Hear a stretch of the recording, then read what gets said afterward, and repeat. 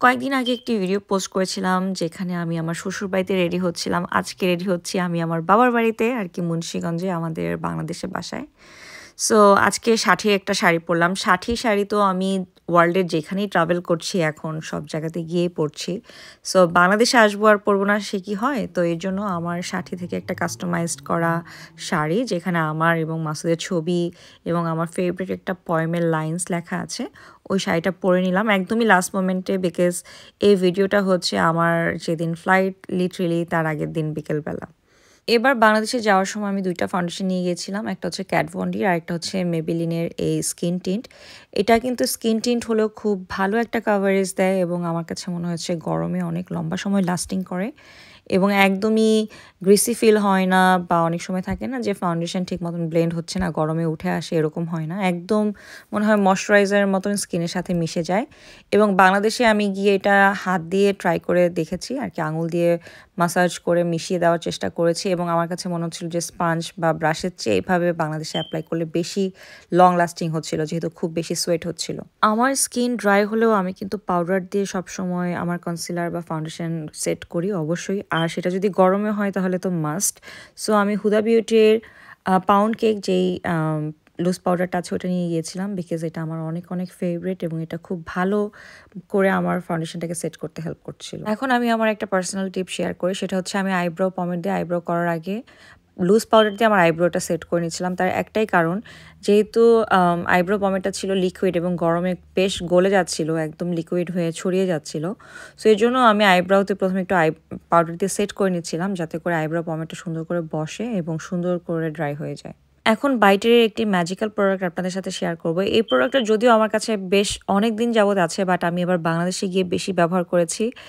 এই যে একটা লুমিনাস টাইপের পাউডার, প্রেস পাউডার, এইটা আপনার মেকআপ সেট করতে হেল্প করে, ব্লাশ হিসেবে কাজ করে, হাইলাইটার হিসেবে কাজ করে, মানে এটা একটা মাল্টিপারপাস প্রেস পাউডার।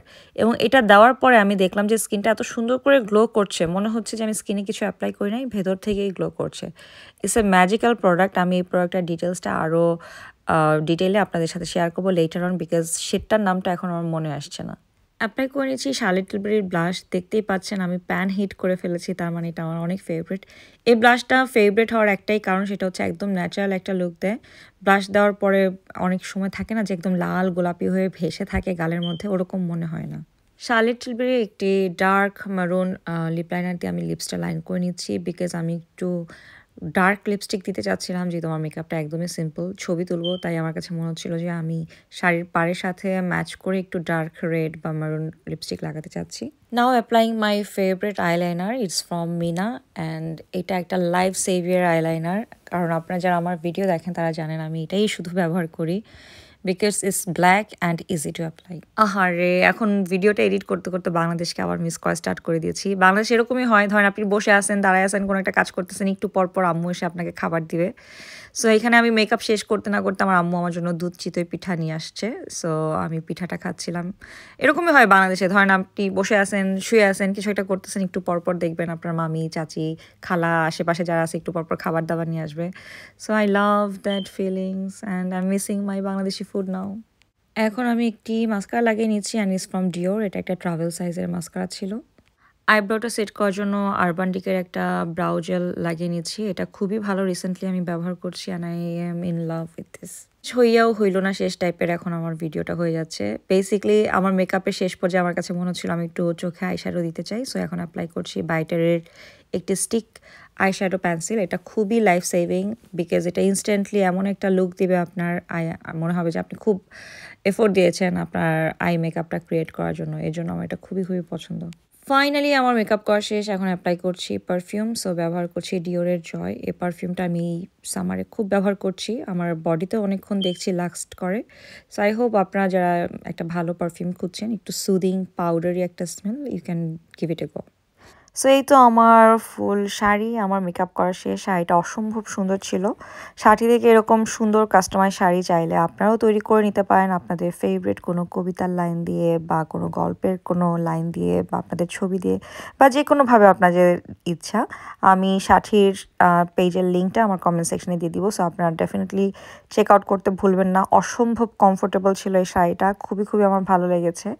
আর অনেকে আমাকে জিজ্ঞেস করছিলেন যে বাংলাদেশে গিয়ে গরমে কেমন লেগেছে। ওয়েল, আমার কাছে মনে হয় যে আমি আমার পরিবারের সাথে ঈদ করতে পেরেছি, সেটা গরমে হোক ঠান্ডায় হোক, এটা আমার জন্য একদমই ম্যাটার করে না।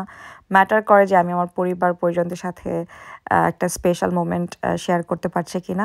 আরেকটা জিনিস আমার কাছে বারবার মনে হয় যে বাংলাদেশে আমার জন্ম, বাংলাদেশে বেড়ে ওঠা, আমার আব্বু আম্মু পরিবার পরিজন যদি সবাই এই গরমটা টলারেট করতে পারে, আমি কেন পারবো না? জাস্ট বিকজ আমি কয়েক বছর যাবৎ বিদেশে থাকি, বাংলাদেশে গিয়ে আমাকে এখন সবাইকে শোনাইতে হবে আমার গরম লাগে, গরম লাগে। গরম সবারই লাগে, বাট আমার কাছে মনে হয় ইটস এ মাইন্ডসেট যে আপনার টলারেট করার যদি মাইন্ডসেট থাকে, আপনি কেন পারবেন না? ডেফিনেটলি সবারই কষ্ট হয়, আমারও হালকা পাতলা কষ্ট হয়েছে, বাট বলার মতন কিছু না যে অনেক গরম অনেক কষ্ট হয়েছে, ওরকম কিছু না।